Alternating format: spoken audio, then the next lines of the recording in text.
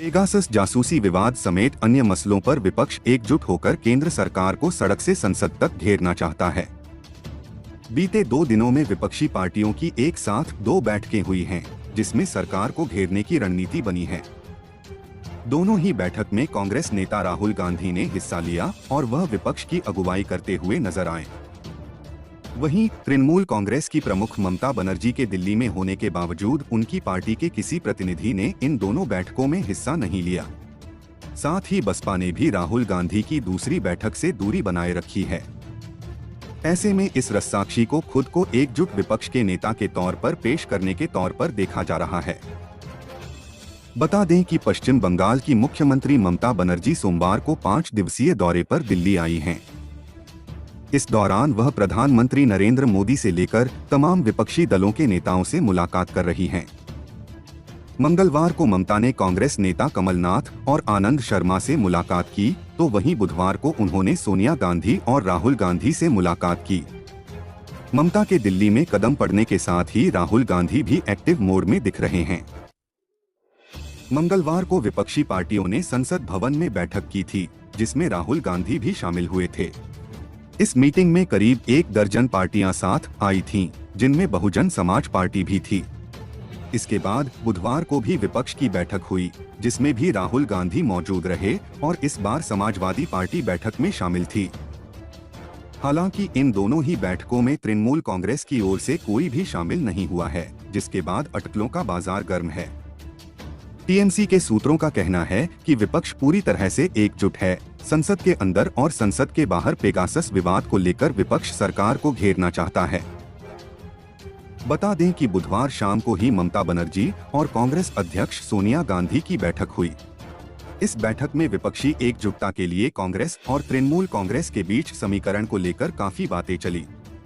ममता बनर्जी और सोनिया गांधी के बीच तालमेल पहले भी बेहतर रहा है, लेकिन अब लक्ष्य है कि वैसा ही तालमेल राहुल गांधी और ममता बनर्जी के बीच बैठाया जाए।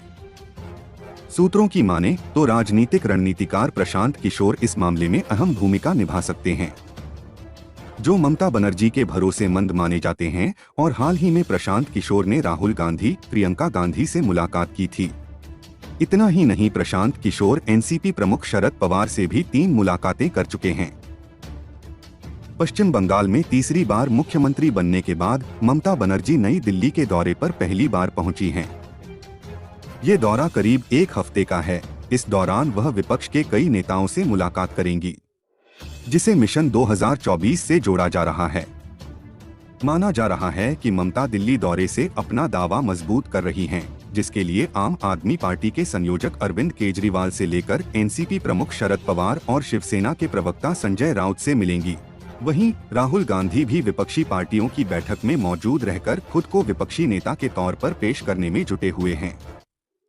बुधवार को भी विपक्षी पार्टियों की साझा प्रेस कॉन्फ्रेंस की अगुवाई खुद राहुल गांधी ने ही की, जिसमें सपा से लेकर आरजेडी और लेफ्ट पार्टियों के नेता मौजूद रहे। हालांकि टीएमसी की गैर मौजूदगी विपक्षी एकता पर सवाल खड़े कर रही है। बता दें कि ममता बनर्जी बीजेपी के खिलाफ तीसरा मोर्चा तैयार करने पर सहमति जता चुकी हैं। हालांकि वो यह भी कह चुकी हैं कि कांग्रेस के बगैर कोई मोर्चा मुमकिन नहीं है, तो कांग्रेस भी यह जाहिर कर चुकी है कि विपक्षी दलों के एकजुट होने का वक्त आ चुका है। मंगलवार को मध्य प्रदेश के पूर्व मुख्यमंत्री कमलनाथ ने कहा, ममता में शक्ति है। साथ ही कांग्रेस के वरिष्ठ नेता आनंद शर्मा ने भी कहा कि बीजेपी के विजयरथ को रोकने के लिए एक समान सोच वाली पार्टियों को साथ आना चाहिए, लेकिन कांग्रेस के बगैर विपक्षी एकता कारगर नहीं होगी। पश्चिम बंगाल के चुनाव नतीजे के बाद से ही प्रशांत किशोर विपक्षी दलों को एकजुट करने के कवायद में जुटे हैं। बीते दिनों एनसीपी प्रमुख शरद पवार से लेकर कांग्रेस अध्यक्ष सोनिया गांधी, राहुल गांधी और प्रियंका गांधी से भी मुलाकात कर चुके हैं। ऐसे में राहुल और ममता दोनों नेताओं के बीच विपक्षी चेहरा बनने की कवायद तेज हो गई है।